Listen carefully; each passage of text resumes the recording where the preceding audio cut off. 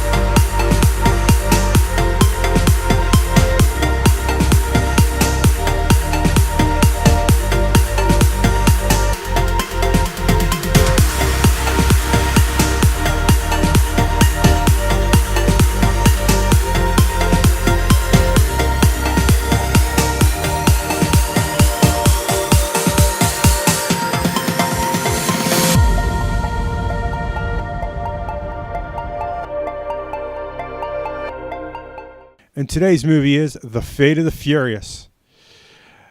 It is a PG-13 movie. It's 2 hours and 16 minutes. Not that it feels like that.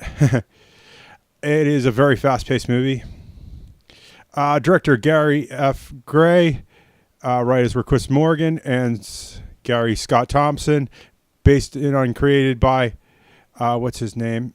Ken Lee, I believe it's pronounced. He was the original writer of the Racer X story.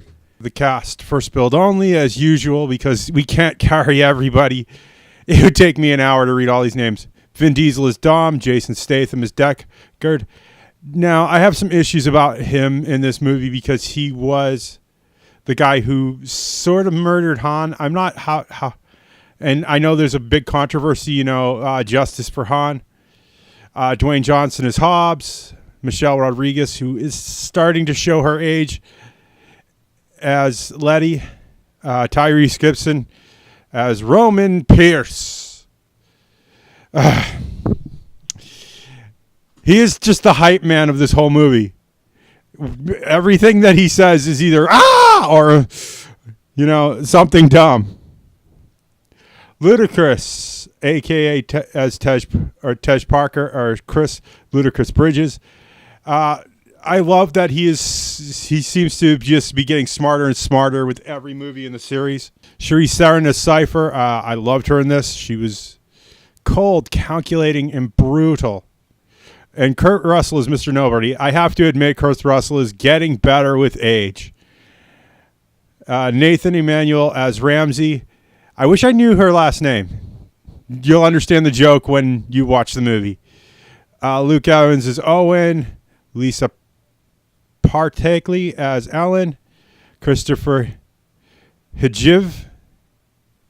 Hivju. J-U as Rhodes. Scott Eastwood.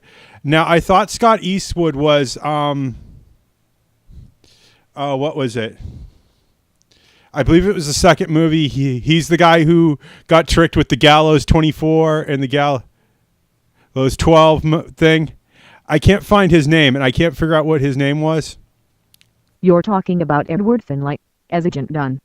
Now stop thinking about fish, and finish the movie review. Kitty boy. But I thought that was him, but it's not. Patrick E. Spirit as D.S. Allen. Jenna Morocco Santiago as Fernando. And that's the cast. Let's do the credits. The company credits, because we have to talk about that. Universal Pictures presents, as always. One Race Films, original films, which I think this is becoming a running joke with them, that every reviewer smashes them in some way or another. And Universal Pictures was our theatrical distributor. Special effects, Digital Domain, Double Negative. Exceptional Minds, Factory geez, excuse me, Factory VFX, Gentle Giant Studios did the 3D scanning, Gilder Fluke and Company Inc., Lola Visual Effects, Proof Visual Effects Services, Rise Visual Effects Studios, Rodeo Visual Effects, Solid Visual Effects, Trickster Film.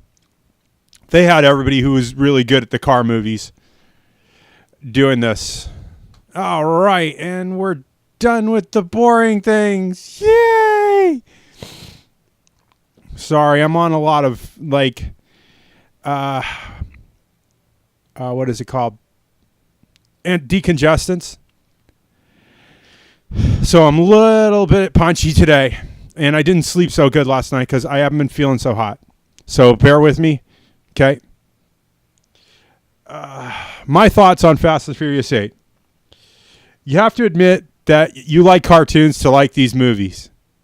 With its physics, with its cars that can bend physics, reality, and the hardness and softness of things, you have to admit, if you ran through a glass partition store with a car, you'd have major front end damage and things like that.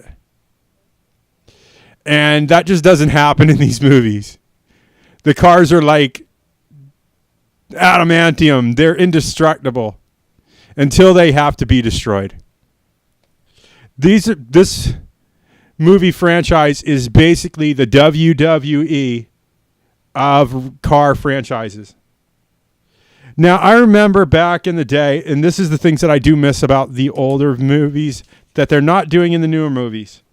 I remember the Rob Cohen Fast and Furious and the John Singleton Fast and Furious, where the cars had that, you had that illusion of speed, like the cars were starships.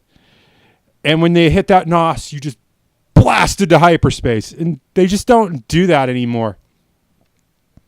And I kind of missed that in this one. They started to get away from that after Tokyo Drift. It was just, you wanted, but I was hoping to see that again. But it wasn't as much here as it was in the originals. Runtime was not a problem for me at all in this movie. I enjoy. It's so fast paced that 2 hours and 16 minutes just flies by.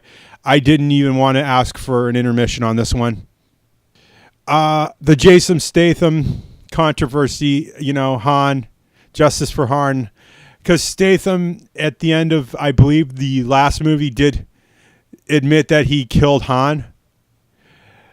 But I hear there's 2 more movies coming in this series. That's what I'm hearing from the grapevine.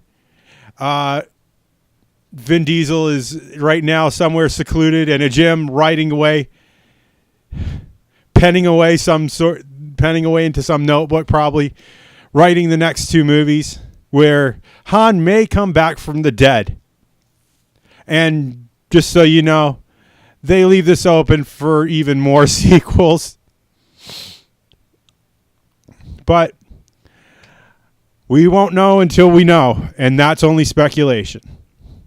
I have to admit the cars have gotten a little uglier in this series.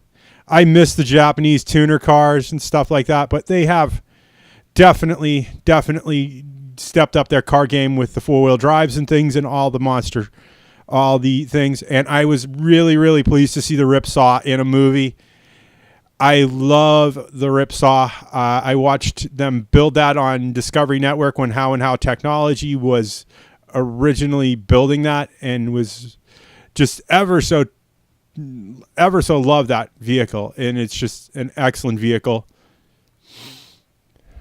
I wish I could own one for myself, but they're $500,000. So unless you're going to be my YouTube friends and donate a couple $100 a day, just saying, I ain't going to get one anytime soon. So do I see this as a theater rewatch? I definitely want to, but the budget doesn't allow it. It really doesn't. This is one of those crying shame moments that you really want to go see the movie again in theaters, but you ain't going to because you have to make sure that you have money for other movies. Do I see this as a DVD buy? I haven't bought a Fast and Furious DVD since Tokyo Drift. I'm seriously rethinking my thoughts on this series. I am interested in seeing rewatching some of the older movies. So I think I might be adding them to my thing. Do I see this as a TV watch? Most definitely. Last night while I was sitting here writing all this stuff down, I watched the 6th movie in the franchise, I believe. The 5th or the 6th, I'm not sure which, but I'm still enjoying these movies. And it's still interesting. That said, if you like what you see in here, please click that like button down below. And if you want to see more nonsense like this, please click that subscribe button and that little bell icon. Ding. And I will see you all in the next movie review. Bye!